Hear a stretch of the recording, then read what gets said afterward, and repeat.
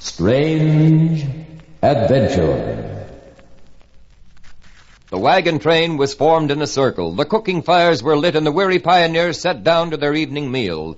They had almost finished when from the darkness came the challenge of the guard, and in a moment a mild-looking little man, clothed in filthy buckskin, entered the circle of firelight. He slid from the back of his pony. Is the wagon boss here?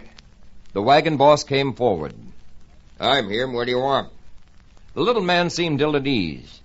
Well, I started a large war party an hour's ride away. When I saw your camp, I thought I'd warn you. The wagon boss called for his scout. Jack, come here a minute. Jack Willett was from appearances all that an Indian scout should be, and he wore his beaded buckskins with an air of authority. He stepped into the light. The wagon boss pointed to the little man. This fella here says there's Indians around. Jack threw his head back in silent laughter. Then he spoke. In the first place, this is friendly country.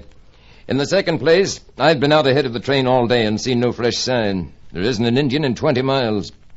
The little man faced him. I'm telling you what I saw. They know you're here, and they'll most likely attack about dawn. The tall man looked down at the smaller, older man and said, Who do you think you are to be telling me that you can see what I can't? And the way you talk, people would think you were Sam Lee.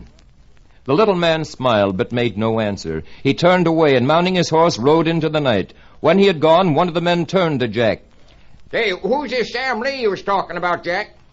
Oh, nobody except one of the most famous scouts on the plains. He's nothing like that little renegade. The weary travelers rolled up in their blankets and soon were asleep. In the faint light of false dawn, a line of Indian horsemen broke over the edge of the plain and attacked the sleeping wagon train.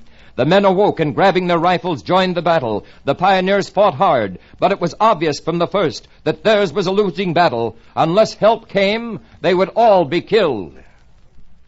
Suddenly, the Indians were thrown into confusion. They drew away from the besieged wagon train and with a few parting shots rode off. A man straightened from behind a wagon and pointed to the sky. Hey, looky yonder! Jack Willett came forward. It's an Indian smoke signal, a warning the troops are on the way. The people cheered. Then a single rider appeared on the hillside, and as he came nearer, they identified him as the little man who had given them warning the night before. He rode up to the camp. The Indians gone? Jack Willett answered, Of course they are. They were warned by those smoke signals the troops are on the way here.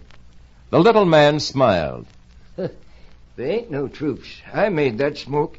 He turned his pony and started off. There was amazement on Jack's face. You did? Who are you anyway?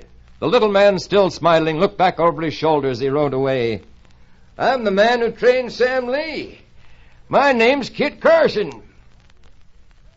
Pat McGeehan saying goodbye from my writer Charles Crowder and inviting you to listen again to another tale of Strange Adventure.